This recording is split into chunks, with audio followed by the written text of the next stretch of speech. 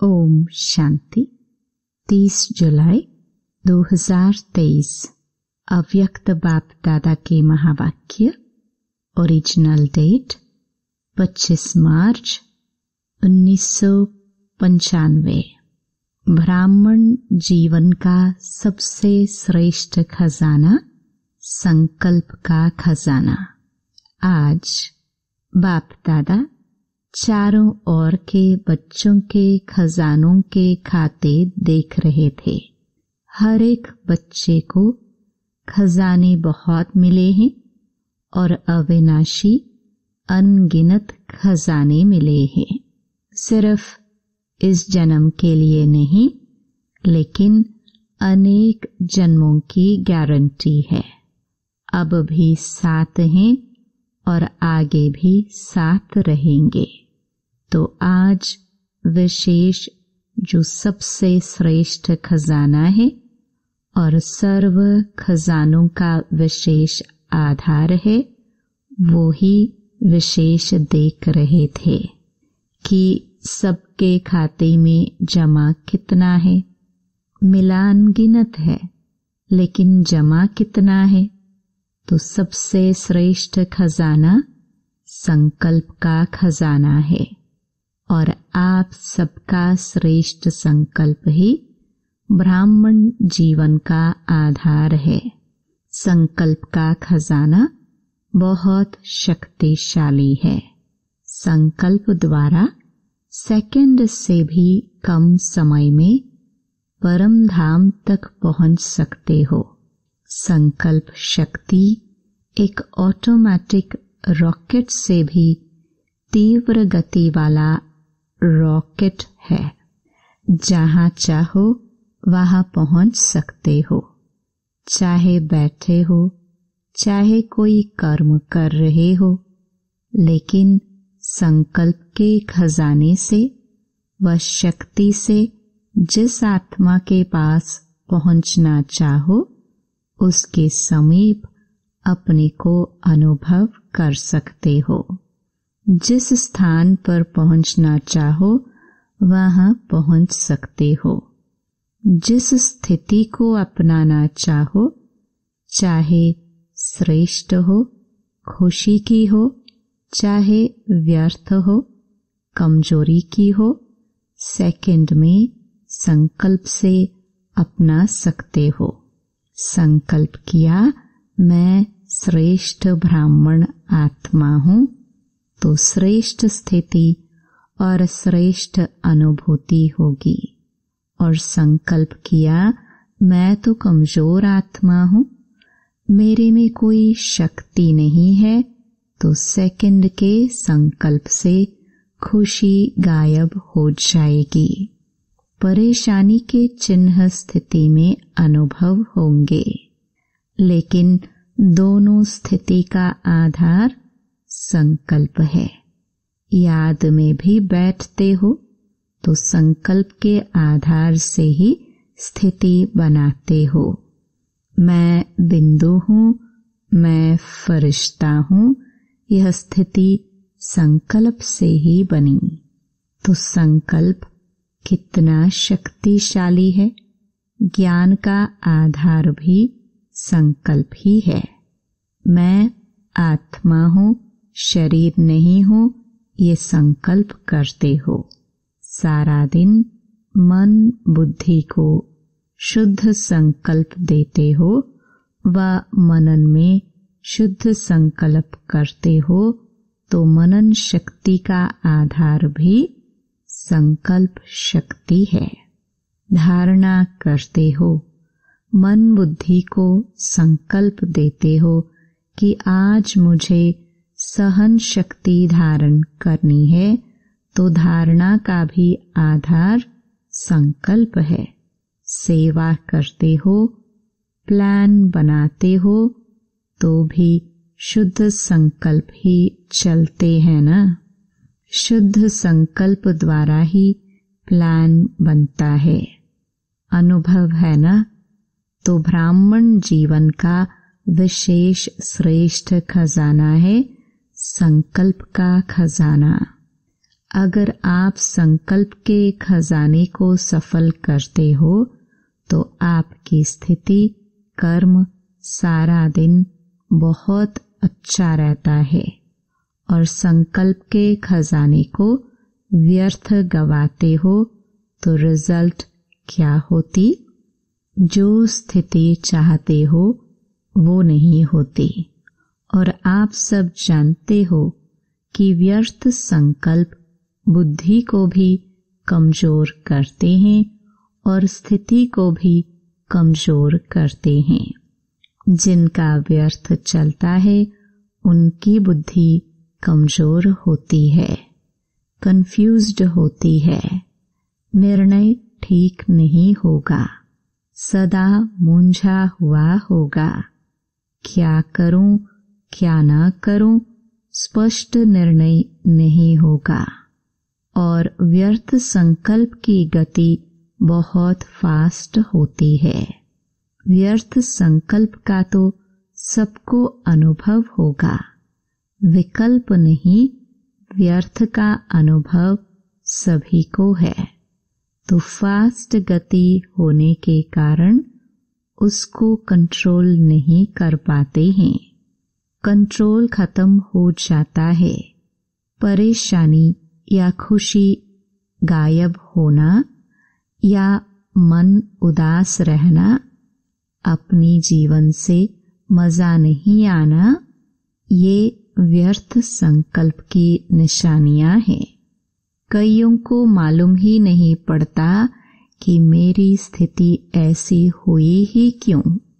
वो मोटी मोटी बातें देखते हैं कि कोई विकर्म तो किया ही नहीं, कोई गलती तो की नहीं, फिर भी खुशी कम क्यों, उदासी क्यों, क्यों नहीं आज जीवन में मजा आ रहा है, मन नहीं लग रहा है। कारण विकर्म को देखते, विकल्प को देखते, बड़ी गलतियों को चेक करते, लेकिन ये सूक्ष्म गलती व्यर्थ खजाने गंवाने की होती है। जरूर वेस्ट का, व्यर्थ गंवाने का खाता बढ़ा हुआ है। जैसे शारीरिक रोग पहले बड़ा रूप नहीं होता, छोटा रूप होता है, लेकिन छोटे से बढ़ते बढ़ते बड़ा रूप हो जाता है और बड़ा रूप दिखाई देता है, छोटा रूप दिखाई नहीं देता है। वैसे ये व्यर्थ का खजाना गंवाने का खाता बढ़ता जाता। पाप का खाता अलग है, ये खजाने गंवाने का खाता है। पाप तो स्पष्ट दिखाई देता है, तो महसूस कर लेते हो कि आज ये किया ना, इसलिए खुशी गुम हो गई। लेकिन व्यर्थ गंवाने का खाता, उसकी चेकिंग कम होती है और आप समझते हो कि चलो आज का दिन भी बीत गया, अच्छा हुआ, कोई ऐसी गलती नहीं की। लेकिन ये चेक किया कि अपने संकल्प के श्रेष्ठ खजाने को जमा किया या व्यर्थ गवाया। यदि जमा नहीं होगा तो गंवाने का खाता होगा ना। अंदर समझ में आता है कि बहुत कुछ कर रहे हैं, लेकिन खाता चेक करो कि आज क्या क्या खजाना जमा किया। चेक करना आता है? अपना चेकर बने हो या दूसरे का चेकर बने हो? क्योंकि अपने को अंदर से देखना होता है, दूसरे को बाहर से देखना होता है, वो सहज हो जाता है। तो बाप दादा देख रहे थे कि जो विशेष श्रेष्ठ संकल्पों का खजाना है वह व्यर्थ बहुत जाता है। पता ही नहीं पड़ता है कि व्यर्थ गया या समर्थ है। ब्रह्मा बाप को इकोनॉमी का अवतार कहते हैं। आप सभी कौन हो? आप भी मास्टर हो या नहीं? इकोनॉमी नहीं आती है, खर्च करना आता है। वैसे डबल फॉरेनर्स को लौकिक जीवन के हिसाब से जमा का खाता बनाना कम आता है। खाया और खर्चा खत्म, बैंक बैलेंस कम रखते हैं। लेकिन इसमें तो इकोनॉमी का अवतार बनना पड़ेगा। तो बाप दादा देख रहे थे कि जितना मिला है, जितना संकल्प का श्रेष्ठ खजाना जमा होना चाहिए, उतना नहीं है। व्यर्थ का हिसाब ज्यादा देखा। अगर संकल्प व्यर्थ हुआ तो और खजाने व्यर्थ स्वतः ही हो जाते हैं। संकल्प व्यर्थ तो कर्म और बोल क्या होगा? व्यर्थ ही होगा ना। फाउंडेशन है संकल्प, तो संकल्प को चेक करो, हल्का नहीं छोड़ो। ठीक है, सिर्फ 2 मिनट ही तो हुआ, ज्यादा नहीं हुआ, लेकिन 2 मिनट में आप चेक करो कि कितने संकल्प चलते हैं।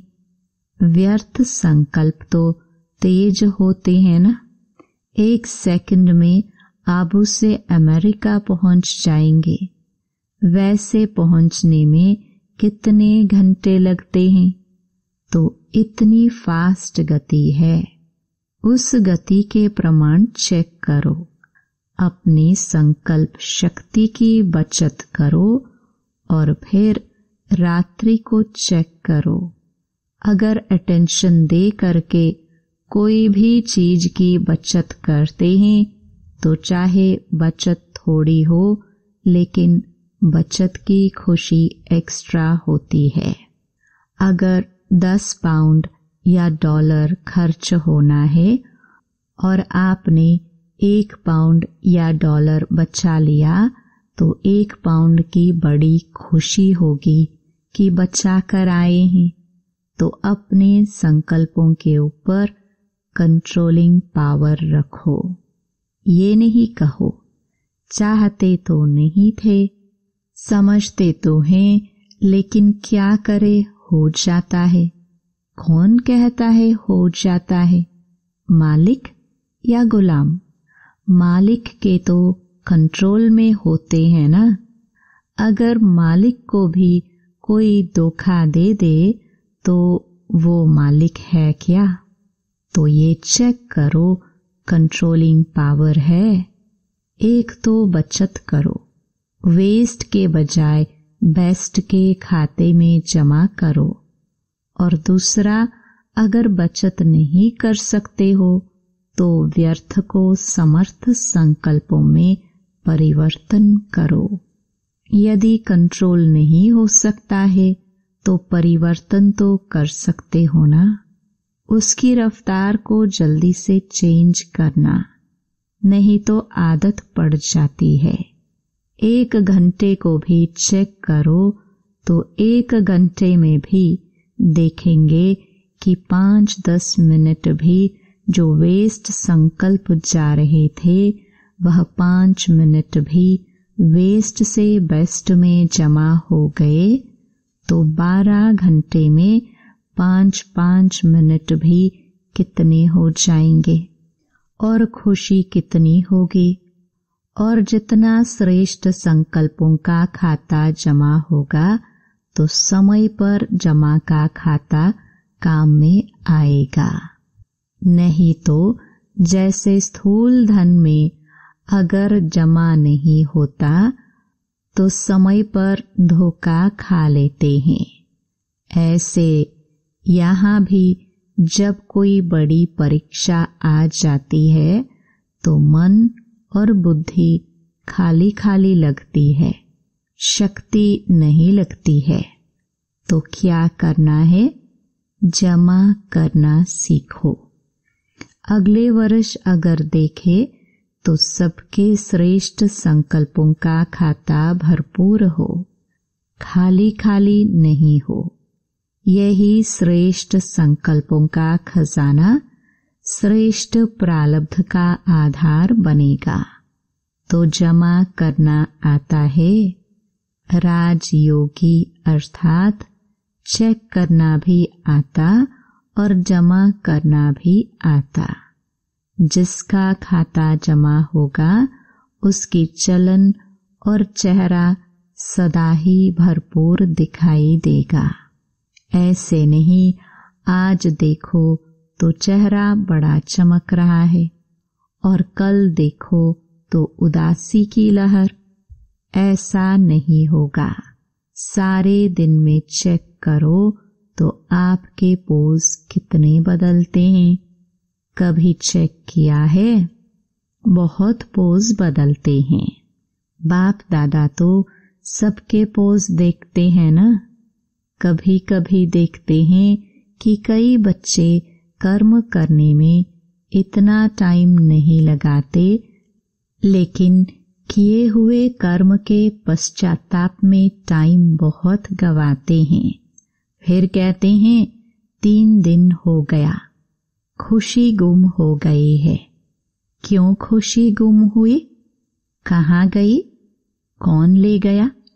खजाना तो आपका है, लेकिन ले कौन गया? पश्चाताप करना अच्छी चीज है, क्योंकि पश्चाताप परिवर्तन कराता है, लेकिन उसमें ज्यादा टाइम नहीं लगाओ। पश्चाताप का रोना करेंगे तो सारा सप्ताह रोते रहेंगे। पश्चाताप किया बहुत अच्छा, लेकिन पश्चाताप करना और प्राप्ति की खुशी लाना। आगे के लिए सेकंड में निर्णय करो कि ये करना है या ये नहीं करना है। पहले सुनाया है ना, नॉट और डॉट, ये दोनों शब्द याद रखो। नॉट सोचा और डॉट लगाया। 4 घंटा रोते रहे, चलो पानी नहीं आया, अंदर रोते रहे। आधा घंटा पानी बहाया और 4 घंटा मन से रोया, तो इतना पश्चाताप नहीं करो। यह बहुत है। पश्चाताप की भी कोई हद रखो। बाप दादा को डबल फॉरेनर्स की एक विशेषता बहुत अच्छी लगती है। रोना नहीं अच्छा लगता, लेकिन एक विशेषता अच्छी लगती है। कौन सी? सच्चे दिल पर साहेब राजी। सच बताने में डरेंगे नहीं, छिपाएंगे नहीं। तो सच्ची दिल है, इसके कारण बाप के डबल प्यार के भी पात्र हो। तो सच्ची दिल रखी, साहेब को तो राजी कर लिया, लेकिन परिवर्तन भी फिर इतना जल्दी करना चाहिए। उसको बार बार अपने अंदर में वर्णन नहीं करो। ये हो गया, ये हो गया, हो गया, फिनिश। आगे के लिए अटेंशन। लेकिन कभी कभी अटेंशन के बजाय टेंशन कर लेते हो, वो नहीं करना है। बड़े ते बड़ा जस्टिस बनो। यहाँ भी चीफ जस्टिस होते हैं ना, आप तो चीफ जस्टिस के भी चीफ हो। अपने प्रति जल्दी से जल्दी जस्टिस करो। रॉन्ग राइट, रॉन्ग है तो नॉट और डॉट। ऐसे नहीं होता तो ऐसे होता, ऐसे नहीं करते तो ऐसा होता। ये गवाने का खाता जमा करते हैं, कमाई खत्म हो जाती, जमा का खाता खत्म हो जाता। सोचो लेकिन व्यर्थ नहीं, और बचाकर दिखाओ।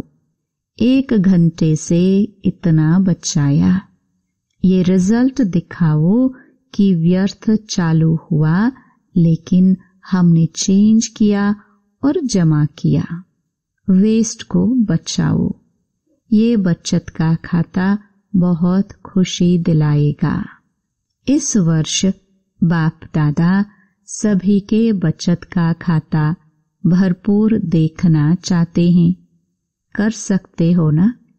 तो अभी फास्ट गति से करना, क्योंकि टाइम भी तो फास्ट जा रहा है ना।